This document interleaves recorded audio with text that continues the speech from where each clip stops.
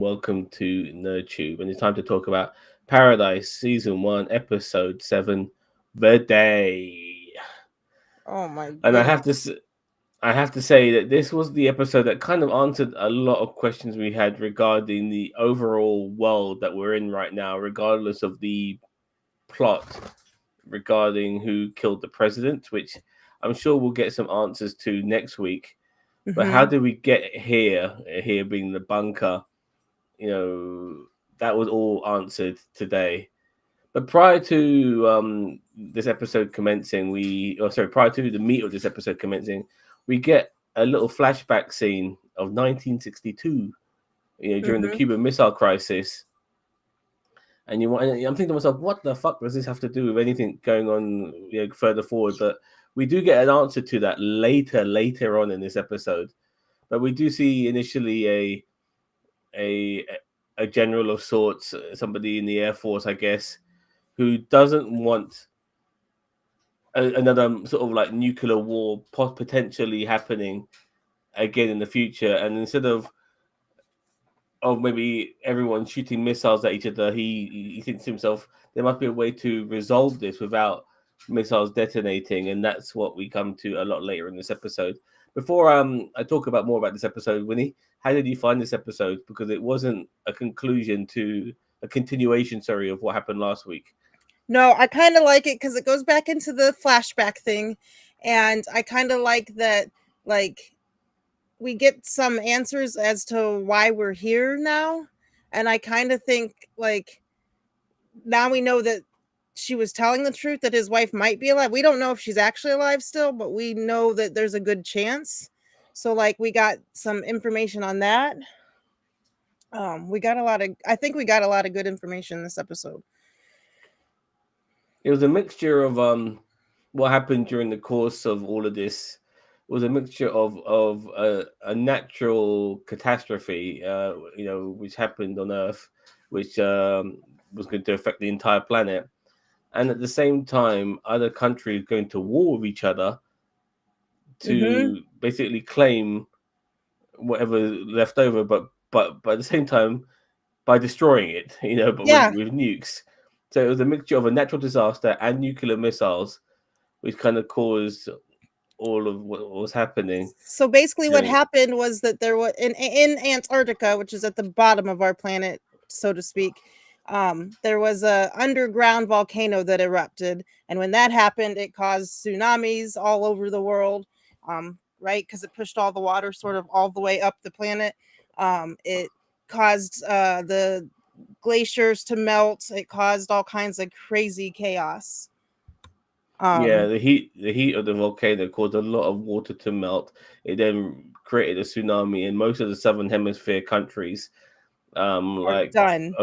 Australia, New Zealand, Argentina, all these like Samoan islands and all of that. All of them got hit immediately, and you saw like there was nothing left of Australia. Like Australia Hmm.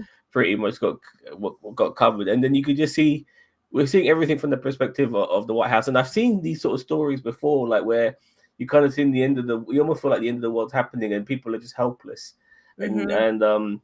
And it almost feels like a zombie apocalypse without the zombies. It feels like other films as well, like Independence Day, Day Hmm. After Day After Tomorrow, um, not Armageddon. What was the other one with Elijah Wood? I forgot the name of it. Oh, Contact. No, is it? Is that it? Or is Was, that it?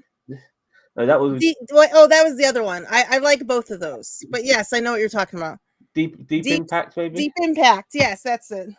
And that one caused a massive tidal wave Mhm. with the meteors, and that had a decent cast in it and stuff like that. All of these films, like I felt like were all merging into this episode, and you're just watching the president having to like, he's got the weight of the universe on his fucking shoulders. Mhm. Having to deal with this crisis and whether how honest he should be and everything, and people are wondering what's going to happen, and and there's so many people in the White House, and a lot of them know that they're fucked. Mhm. They're not going to That go that with the was really president. messed up because they do Yeah, get to that point where they realize the thing has happened, so the cat's out of the bag, and everybody's like, "Well, crap, what do we do?" Obviously, they're not going to let the president die, so I want to go with wherever the president's going to go. Yeah, But exactly. And anarchy starts to happen because of that. Like people are saying, "Fuck this," like you know, he's not he's not above everyone else, and people want to live. Some people are accepting their fate as well at the same time, but not everybody wants to. Some mhm. people are kept in the dark, like that woman kept asking Xavier, my kids, I just need to help my kids. Give me some Yeah, information, and yeah. Xavier can't give him shit, and he himself is too busy trying to contact his wife, Mhm. who we know doesn't make it, and all of that. It's yeah, Which you can see the I frantic in the totally franticness. understand that to a point. Like, I would like if Chris decided to go into another state and I had just enough information because remember, Xavier doesn't know exactly everything that's happening, and he doesn't know about the Versailles. He knows that there's a place they can go that's safe, and that's all he knows. So he's trying to get his wife to come back, but he wasn't allowed to tell his wife. Like, if Chris was somewhere like that, I would be freaking out too. Like, it's human nature. There's a great scene with this one reporter. She was on top of this skyscraper, My heart and fell she's out of trying my to do the chest. and she's trying to do report him, and then the sound wave comes along, and it affects everything. Like it distorts her. Window glass is breaking, her nose is bleeding, and then next thing you know, behind her, you see this fucking huge wave, which is Yeah. taller than the building that she's on. You know, And she was like 30 seconds before, I'm fine. I'm in a really tall building. It'll be fine. And then, yeah. can you imagine just turning around and seeing a wave that is bigger than your head? And Like, the wave itself, yeah, like it's not just like a huge wave; it's the speed of that wave. Like the wave is like mhm, coming like 600 miles per hour. mhm. So like, yeah, if you're in the northern hemisphere countries, you gotta like move really fast because before you know it, I mean, you still have maybe a few hours, but before you know it, it's caught up with you. Yeah, they Um, said when it started that Florida had 2 hours. So, take that as what you will. 2 hours is not a lot of time to do you're dead. anything. You Even need if you're on the in highest like ground. Montana where it's like sort of higher elevation, you're still kind of screwed. Like, I don't Yeah, an amazing thing to think about. and they're just seeing everything. You've seen the news reports, all these, all this shit that's happening, unfolding in front of them. Seeing country after country, people dying, and people panicking and everything. And there they are in the White House, just watching it unfold, not knowing what the fuck to go up to do. And you've always got that one weaselly politician trying to advise the president, lie to the people, and the president tends to be reasonably in these sort of films and shows tend to be a good person. And I do think James Marsden, even though his character has flaws, he's trying to do the right thing, Mhm. and then eventually tells people what to do, like just flee and hide and elevate yourself and all of these sort of things. And but the reason why the government wanted to keep it stum is if people started panicking, it would make it harder, more difficult for themselves to To get evade to trouble. safety. Yeah. Yeah, exactly. I found it a bit weird that the bunker was in Colorado, which means they had to fly south. Mhm. Things like that was bothering me regarding what was But happening. that's our deepest mountain if you think about it. Like, we can't, like, nowhere in Appalachia has a mountain that you could like tunnel into like that to sustain So anybody. that's the mountainous region. There's nowhere like near Montana or Washington State or anything No, like there's that. mountains there, but it's not the same. It's not like that's the Rocky Mountains. That's where they make the best beer in America. Well, if you whatever, but that's it stays the coldest there. It stays the most shielded there. So that's why like lots of people think even the Denver airport has all that creepy conspiracy theory stuff. Well, people think that there are bunkers underneath it already to like save people from there because that's our most shielded spot. Uh-huh. Okay. Yeah, well, once people start to realize that they're fucked, and even being in the White House doesn't mean shit anymore. Like you can see the rebellion, the anarchy, Mhm. every man for themselves sort of mentality. Xavier predicted this, by the way, which is why he was starting to hand out machine guns to certain people. But he knew Mhm. that people would start to be desperate. Yeah, And somewhere a few minutes into the episode, he was like, we have to be armed. And the guy's like, sir? And he was like, it's gonna be crazy. We need to be armed and we need to stick to our job. How did you feel about that poor other service guy who was like trying to be like, I want to go with you. Like, what's happening? I'm scared, you know. And Xavier was basically like, the blonde guy. yeah, Well, I knew he was going to die because we didn't see him in the other episodes. right. So this being a fact, I was just waiting for him to die. I was actually feeling more concerned for like the servers, like the caretaker Yeah, and that the was cleaning the White and House.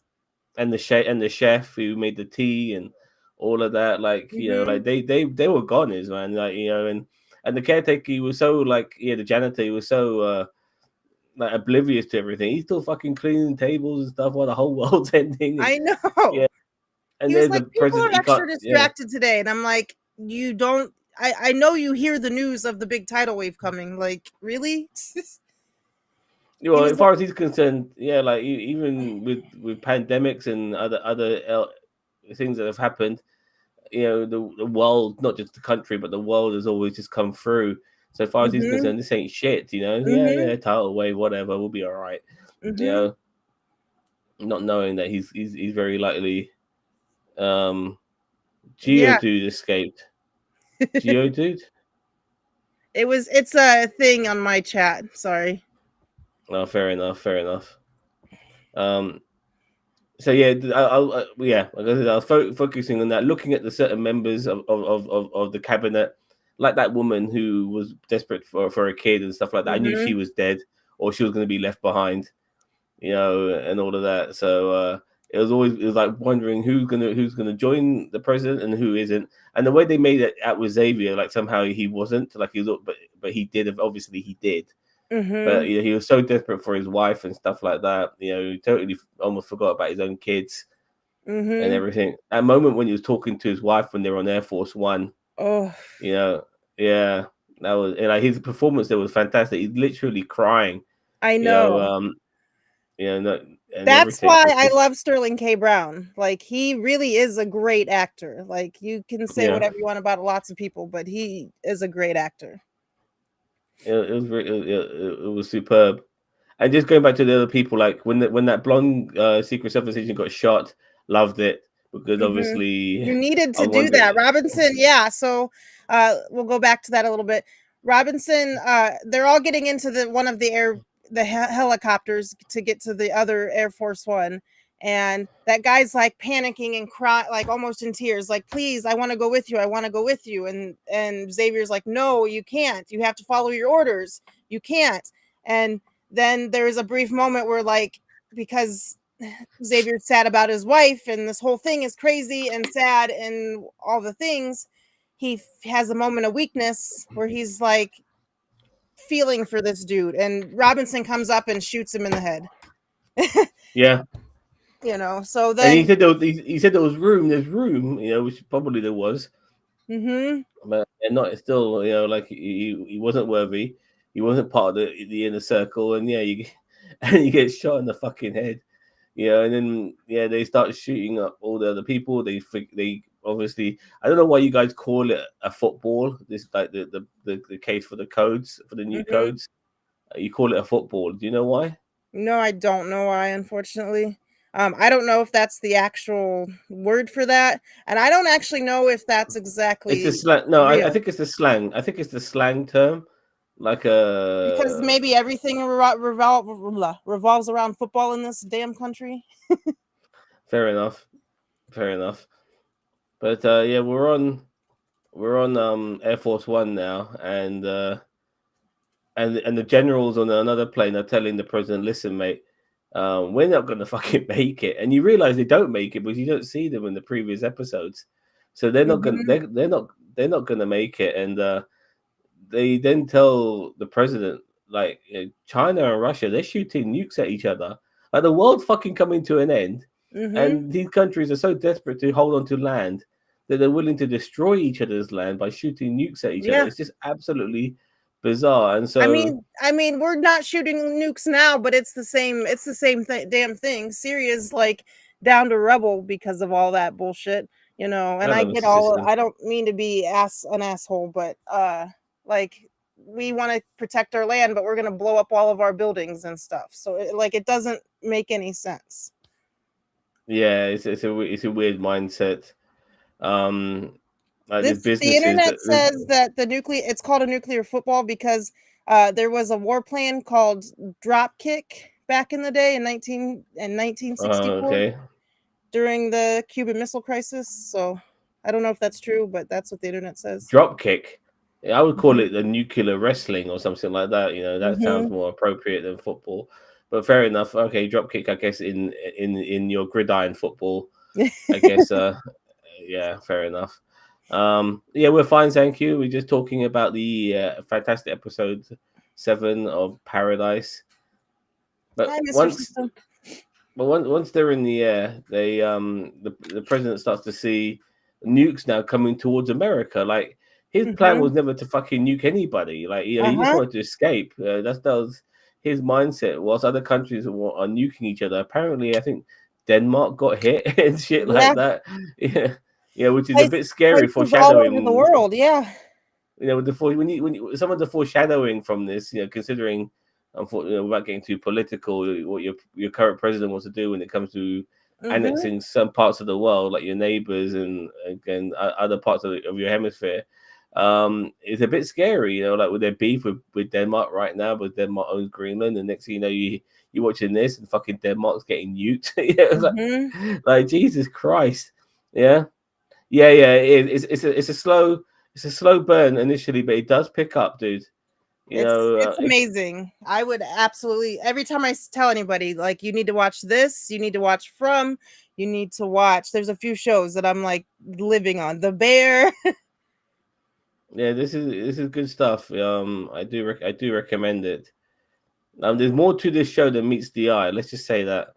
And you know, I don't want to spoil it too much because what we're talking about in episode 7 is massive spoilers, dude. Yeah, Yes. we're talking about episode 7 here, and you haven't watched the show. You know, we're giving away so much right now. Uh-huh. Yeah, so So just be aware of that. But yes. So yeah, we're on the plane and he has this briefcase with the nuclear codes, but he also mentions that there's a red button and a blue button, that same old yeah, adage.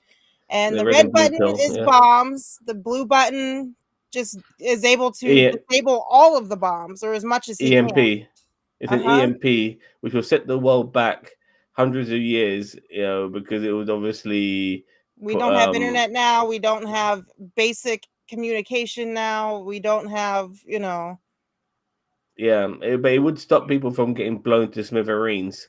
You mhm. know, and so that's the, and he doesn't. You know, he takes such a long time to make his mind up. I don't even. The funny thing is, you don't even see him make his mind up, but you do notice that he takes so long that some nukes actually do land. Mhm. He doesn't stop them all, but I think he might eventually. I don't know if it was off screen, if we do see it next week or whatever. I think he finally decides, you know what, fuck it, I'm going to go with the blue pill option, you know, with the Mhm. blue option, which is the option that we saw come into fruition from the very beginning of this Uh-huh. episode when we saw that general deciding in 1962 to find an alternative way to nukes. And his alternative way to nukes was to stop nukes from being deployed in the first place, Mhm. which was brilliant. I'm so glad that we got an answer to that. Yes. You know, because but I almost forgot that moment had happened once we were deep into this episode. But even so while we're on the plane and he's making that decision whether to push the which button, Sinatra's in there. He had her come with him for some reason. And I don't know if it's cuz she's a scientist and she might know stuff. I don't know. But Does she not walk ultimately in on him? Does she not walk in on him? I think he had her come with her. Okay. Um because he was explaining this to her and I think he needed an opinion. Um and she didn't want him to do it. She wanted the nukes to just rain everywhere. And this is what I like. I think this was the president's last actual decision he could make as being president before they went into the shelter because the shelter, she's really pulling the strings. So, Yeah, exactly. She's weird because she does show vulnerability. She knows she can't outmuscle these guys, and she does try to outsmart them. But there was a good moment with the president when he brings in one of his Secret Service guys and says, "Okay, if she doesn't leave the room, shoot her," because he Mhm. knows she's trying to talk him out of it, and he's more inclined to want to do it than not want to do it Mhm. regarding the blue option. Mhm. And And that's why I I'm not think sure. he made the Yeah. blue option. That's when I think he made it, because that's when he said that, because he knew she would try and stop him. Well, once again, we don't see him do it. That's the Right. thing. I do. He didn't. We don't see him actually do it, but I gather he done it. You know, Mhm. he didn't let all the nukes go. From what I heard or from what Mhm. was mentioned, like some parts of the world didn't get hit. Like I think Atlanta was just about saved Mhm. and stuff like that.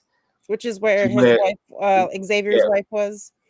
exactly. And then once this is like a story that has been told throughout this episode, and then boom, before you know it, we're back to where we were at the end of last week with Mhm. Xavier holding a gun to Sinatra's head. But kind of Sinatra's got some of the cards now, and she does play a recording of Xavier's wife in Atlanta. Mhm. Was that a recording device? I couldn't really tell. Or was that like a walkie-talkie where she could get radio signal from outside? It looked like an advanced sort of recording device of sorts, Mhm. something something that kind of resembles a recording device, but at the same time doesn't, which gives it its sort of unique look. Mhm. Um, but that Xavier is now all over the fucking place, yeah, because this episode made you really realize what his wife meant to him. Yes, Like he almost like forgot about his kids. His wife meant so that much to much. him. You know what I It's mean? almost like I can make more Yeah, kids. I want my yeah, wife. Like yeah. as Yeah, crappy as exactly. that is. Well, he Um. always knew his kids were safe. I think this is what being in Mhm. Air Force One, but at the same Yes, time, he forgot to realize that yeah, even though my kids are safe, they they need still need a parent. one You know what I parent. mean? Yes. Yeah, exactly. So he kind of lost track on that, but regardless, he loves his wife, gives a damn about his wife. That's his Achilles heel. Mhm. And then he mentions the fact that yeah, try to contact your daughter. So he contacts his mate who was supposed to be looking after his daughter, and his daughter's not there. Mhm. And Because his this is daughter where did that screwy thing and ran off, which I get. That's helped set up the plot for next week's episode. She ran off to help the president's son tell all the secrets from that iPad or whatever it is, tablet, and uh, which I get. But then that stupid, crazy Jane said, "Hey, come with me," because she had her trust and they'd been playing Wii for weeks. So now Sinatra's got her in her holds. yeah, exactly. And this is where, in my opinion, you have to like say fuck you, Sinatra. I'm not playing your game. We're all stuck in here, and I would have put a cap in their head. Mm-hmm. You know what I mean? And that would have like taken it because you can't let Sinatra keep calling the shots. Mm-hmm. And so I would have put a cap in their head. But your daughter's somewhere and your kid's somewhere in this facility, and you got a whole bunch of Secret Service guys, to help you find them. Yes. So Do you yeah, think, well, before I get to that trailer, do you think that there was like a plan B of kill her if he kills me? killed the Kill the kids. daughter. Yeah, kill the daughter. Yeah, They don't have both of them. They just have Presley. that's a possibility actually. I've never thought of that. So maybe that's why he's kept her alive. So sorry, my bird just done a poo. No, that's But funny. yes, I just saw all of them fly around. yeah. So yeah, that's a possibility. So yeah, maybe that's why he didn't kill her. But at the same time, I guess maybe keeping Sinatra alive, excuse me, is his insurance policy for the kids to stay alive. So yeah, Hmm. so fair enough. Yeah, and So yeah, that that's the bad thing about being in that situation and having loved ones, because if somebody decides to take your loved one, you're screwed. Can you be heartless enough to just let that go for the greater good? I agree. I agree. It made me think of the moment in Penguin when he Mhm. killed Victor. Because he doesn't need a weakness. and all of Mm-hmm. that. So yeah, and now I guess I guess you needed an episode like this because with the previous week's episode feeling like a culmination, and then having two more episodes after that, I think that would have strung that culmination too long. So I understand why they put an episode like this, a flash. This was like the most flashback of flashback episodes. It Mm-hmm. was flashback pretty much from the fucking beginning, you know. And so now next week it is going to come to. We are going to culminate, and we already know there's going to be a season two. Mm-hmm. Yeah. Yep. So season two, in my opinion, I do think Xavier's going to get his children back. I think Sinatra's going to die, and probably that Jane is the name of that girl. Yes. I think yeah, he's going to find out about her. Obviously, she's going to be an issue for Xavier, but he probably doesn't realize that she's a turncoat. Probably Mm-hmm. she's a psychopath to tell you the truth. You know what I Yes, mean? that's it. Yeah. So yeah, he that might come a bit too late, but I do think the kids will survive. Xavier will survive, and next season will be the hunt for his wife. Mm-hmm. You know, but yeah, this season is all about getting revenge and Mm-hmm. maybe getting all the people in this comfortable world that they're living in to get out of their comfort zone because Mm-hmm. you can't. If I lived in an area like that, being a Londoner, I'd go fucking nuts. Yep. It's a glorified jail cell. You know what I Mm-hmm. mean? Doesn't matter how much you make it. Plus, It's too if much. I knew that a good chunk of America survived, or wherever you're from survived, wouldn't I would want to go back outside and rebuild. I wouldn't want to be stuck there for forever. Like I would want to have an option. Like I said a week or two before, I would want like, hey, you guys have the option to leave, but maybe you can't come back, and that's on you. But at least I would like the option. Yeah, for Sinatra, it was thinking that it can't get any worse. It can't get any better than what we have now, and that's Mm-hmm. why she doesn't want to ruin it. While other people, they just need to know. They want to find out. So yeah, and I guess we will find out next week where we go with all of this. Mm-hmm. So I'm very My much looking favorite forward part to of it. the trailer for next week was Sinatra saying, "I don't know what to do about his daughter," because obviously that's her vulnerability again. She has a daughter that's around the same age or a little older, and she doesn't really actually want to kill her, but she Well, is like torn. it makes it kind of like what's the word? It kind of takes away from Sinatra's character because she's very Machiavellian. She's quite callous. Mm-hmm. Whether she probably gives a shit about what she's got. I'm surprised she gives a shit about what anybody else got. But at the same time, we need to find out who the fuck killed the president as Yeah, I well and forgot about why. that point. Yeah, because she says there's no one. The DNA on the president's stuff Oh has yeah, nothing to do with yeah. anybody in the thing. So no one Yeah. that lives in the compound or whatever you want to call that match that DNA. So somebody's in there that she doesn't know about. So who is that? Are they gonna whose side are they gonna be on in all of this? So they're saying an outsider was the person who killed. Uh-huh. That's How what the at the fuck does it? very end. How the hell does an outsider get in a facility like theirs? You No know, idea. It could have um, been anybody. It could have been somebody who survived that still lives in that area that's probably overall okay. Like that area is probably overall okay, and so they know about it, and so they're telling their people. Because if you remember on her recording device from hearing out all the people in the world, they were like saying go to some people said go I'm to sorry. California. I'm sorry, Winnie. One sec. That's okay.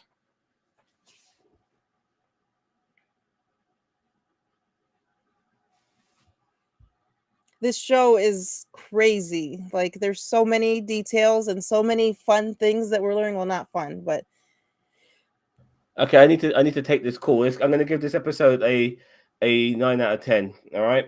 okay, me too.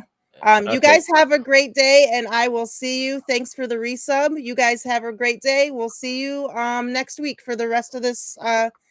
See, I think maybe next week is its last episode. Yeah. Yeah. Yeah. It is. Okay. Okay. Take care.